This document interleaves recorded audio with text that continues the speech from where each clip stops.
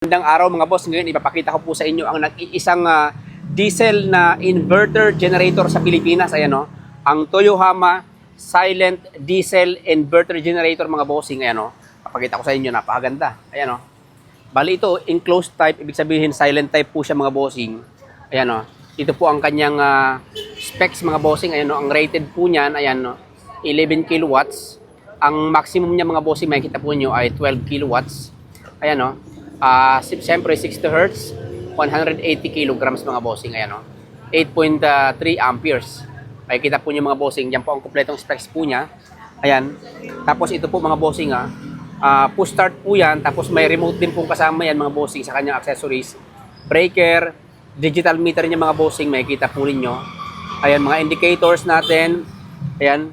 Tapos ito mga industrial socket mga bossing. Pakita po sa inyo. Ayan o. Napakaganda. Ito po yung loob mga bossing ng kanyang makina. Inverter ito mga bossing. Bali ang kanyang pinoproduce na kliyente ay pure sine wave. Bali safe na safe po yan sa lahat ng inyong mga electronics mga bossing. Sensitive electronics. Ayan. Pakita ko po sa inyo. Ito naman mga bossing. Yung kanya pong fuel tank sa loob. Ayan o. Papakaganda o. Ayan. Bali may mga ano po tayo dyan, mga foam para malesen po natin yung tunog mga bossing ng ating pong diesel. Siyempre diesel kasi yan mga bossing. Alam naman po natin.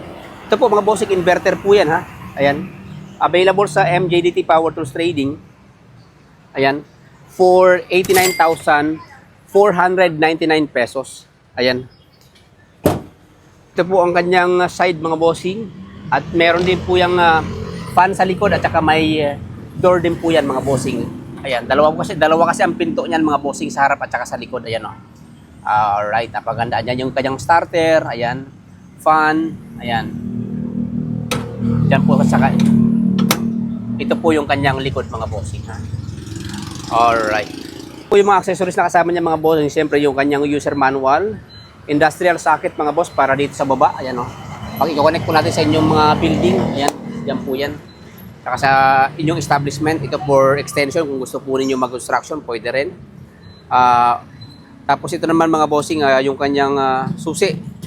Tapos ito kanyang remote mga boss. Ayan o. Remote niya kasi, remote start po yan. Tapos push start, dual start po kasi yan mga boss. Okay? Tapos ito naman po yung kanyang para sa 12 volts. Kung meron kayong mga batteries na gusto nyo i-charge mga boss. Itong dalawa nito mga bossing, 12 volts output po yan. Itong dalawa naman, ito, 220 to. 220 output naman itong dalawa. 220 volts naman to. Ito naman, 12 volts mga bossing. Alright.